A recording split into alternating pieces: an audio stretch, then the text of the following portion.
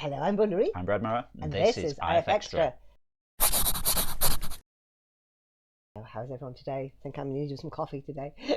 Wake me up a bit. Oh, you've got yours too. I have, yeah. It smells lovely in here with the coffee machine. That's far too hot. Oh, is it? Oh, no, you don't like it hot. It'll be okay. So what's everyone been up to this week? We've had not too eventful, was it, this week? No hospital visits this week. Yeah, I mean, which that was good. For us, any week that isn't a hospital week is a bonus. Although, having said that, there is hospital stuff next week. That's true. So, yeah. Anyway, what have you been up to work-wise? Yeah, I haven't got any interference stuff done, in that any pure interference stuff done. But I have been working with Goose on something that she's working on Zeitgeist, which is the next version of Zeitgeist, but elements of that are relevant to interference. Cool. I don't know why I'm being all vague about it, because you know, those of you who've seen these things are probably sussing out what we're getting at here. Back in the Mixer days, we had the interactive kind of system through like MixPlay. So, well, in fact, I mean, I'm saying this, I guess Mixer was nearly 6 years ago. So, yeah, for those of you who missed all of this, basically, there was a thing, it was a bit like Twitch, but, you know, better, that unfortunately stopped like 6 years ago. There was a whole story about that. Anyway, gist was they had this really cool system for interactive streams, because there was no delay on the stream, so as the stream was doing stuff, you were seeing it like, you know, a split second later. Yeah. So we used this in interference, and this is where Zeitgeist, the quiz, came from. So this idea of like, well, people can be watching us and then press buttons to do things, so, you know, the quiz happened. But the original implementation of it was for people who were streaming themselves drawing on interference. You could have stuff like letting your audience vote on which item you were going to draw next. So rather than just giving you one prompt, it would pick two. You wouldn't be able to choose it. The audience would vote, and whichever one got the most votes is the one you'd have to do. But then also the audience could mess with you if you wanted. So they could do things like... Yeah, I forgot about that. Yeah, they could like switch off your undo button temporarily, or they could change your palette. So like they could take your colours away and just leave you with grayscale. You know, and so if you're... Just for so many seconds or something, yeah. Exactly, you know, so, you know, you're drawing Clifford the Big Red Dog or something, and someone in the audience is like, lol, I don't think you need any red there. Yeah, you know, they could do stuff like that. They could do nice things as well, like they could give you a time extension, so they could like give you an extra minute to do your drawing. That's cool. It was really cool, actually. We do have an archive of some interference and chill streams which Ferret did on the YouTube channel, youtube.com/playinterference. There's a playlist of them there, and she used that quite heavily, and yeah, it produced some very fun moments. Anyway, point is, do it again. Goose is building the next version of our interactive backend, which she's building it for Zeitgeist, sort of, because we're not quite building Zeitgeist, we're building a thing. Anyway, details unimportant, details to come. But it's something that will also be hooked into interference, so we can bring those interactive games back. And she showed me a demo of something yesterday or the day before, I don't remember, which got things, you know, got gears turning in my mind about a particularly interesting thing we could do. The game or the quiz? For interference. Okay, cool. Yeah. Yeah. So, yeah, interesting things. So, I probably shouldn't oversell my involvement in this. It is mostly her, but I have been advising and doing a little bit of code review when I say it like I know what I'm doing. We both sat there for like an hour until we realised that she had a capital S somewhere that shouldn't have a capital S, and that's why a thing wasn't working. But we're just both looking at it like, oh, this seems good to me. What's going on? Why doesn't it work? I digress. So yeah, I've been doing some interference adjacent stuff, but this is going to directly plug into the new version of interference, and I think it should be pretty cool. Okay. Yeah. So that's exciting. Cool. Okay, what are we going to see who won this week's awards?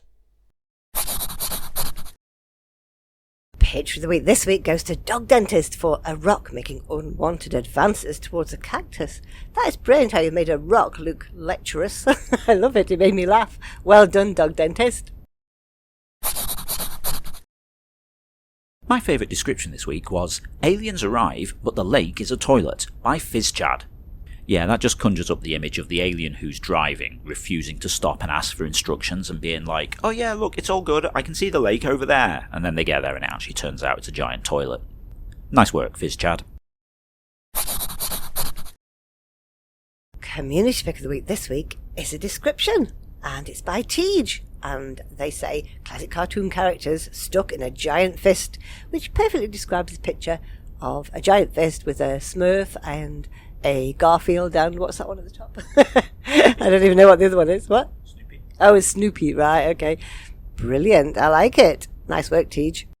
They were amazing. Awesome stuff there as always. Now going to see what we were talking about last week in the forums. So last week in the forum I said, what would you like to learn to do if you had time and money?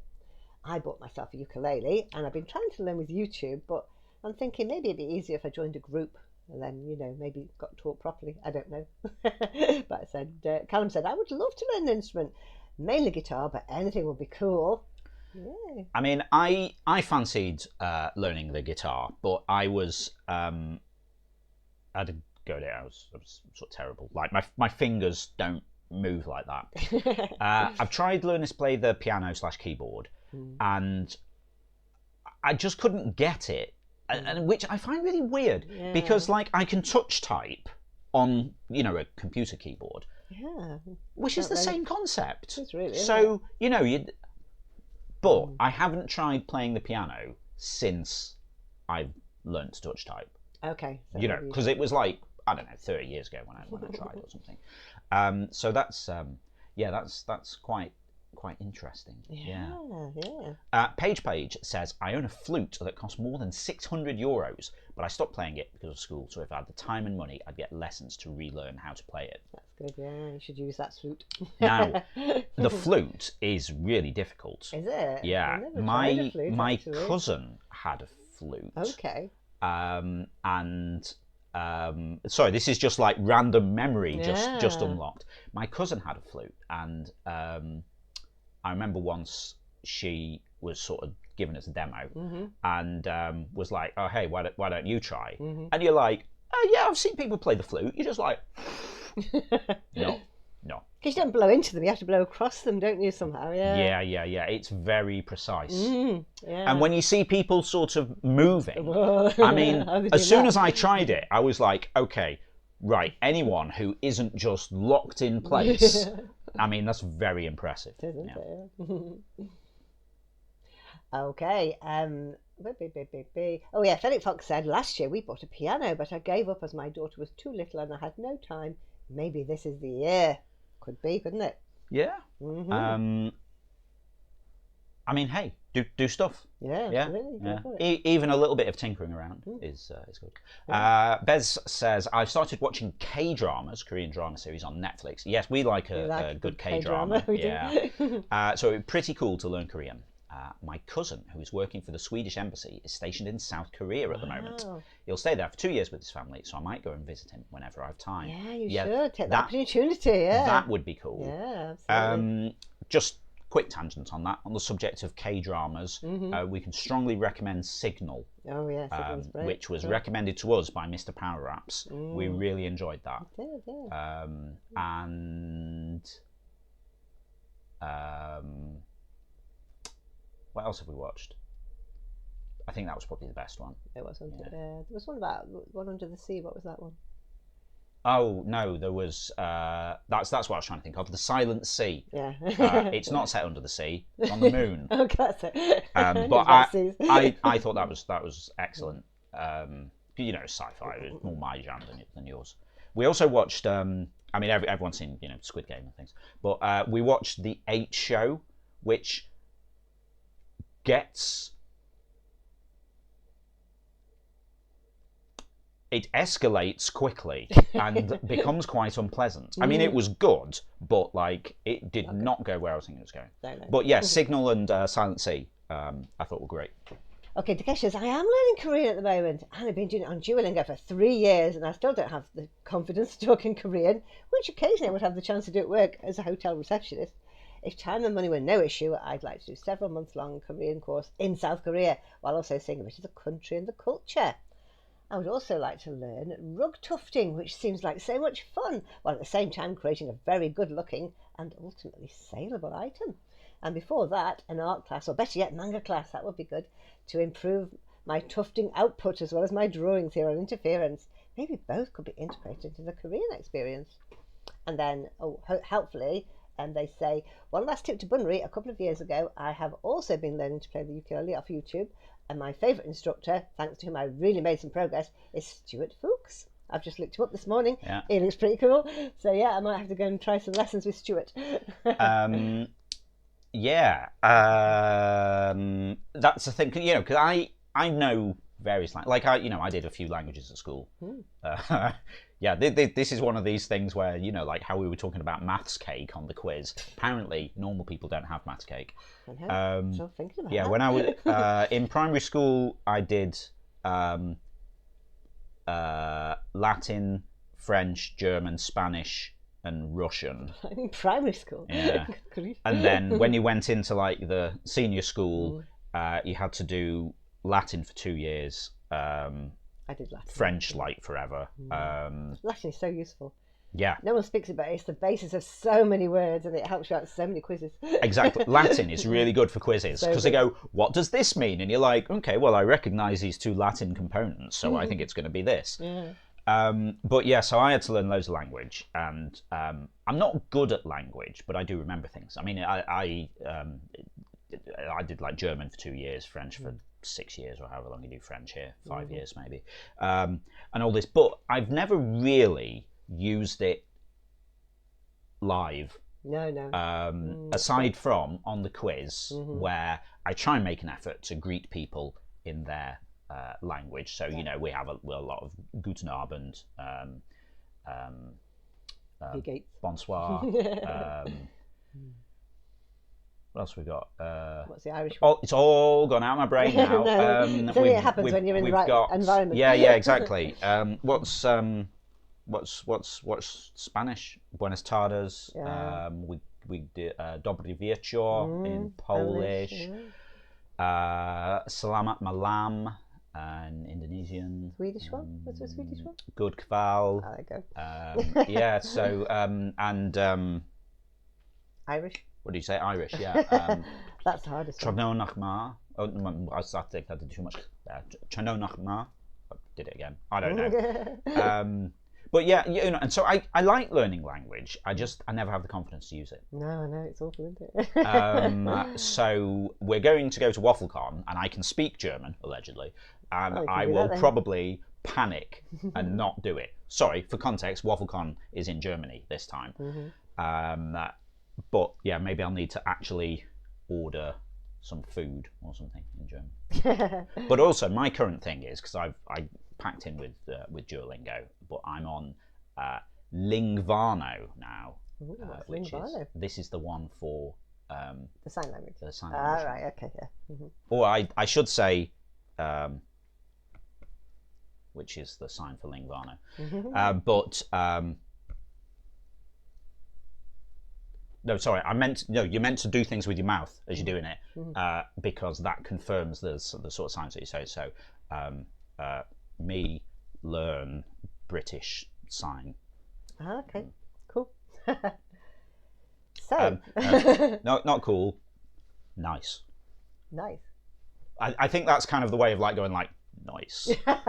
Cool. Yeah. I like that. Anyway, sorry, a massive Rouge, digression Rouge, there. huh? Rouge Island. I would love to be able to sing. However, some of that relies on innate talent and good pipes. I have that problem too. I think all the tutoring in the world couldn't make my voice better. You never know. Yeah. Just how you use it, you don't know. I mean, just do more karaoke. Karaoke. Our choir mistress at work said that anyone can sing. Yeah. So yeah. The problem I have with singing, I like singing. You know, I'm not good at it. I enjoy karaoke, and you know, if there's no one around in the office, I'll burble along to whatever music I have on.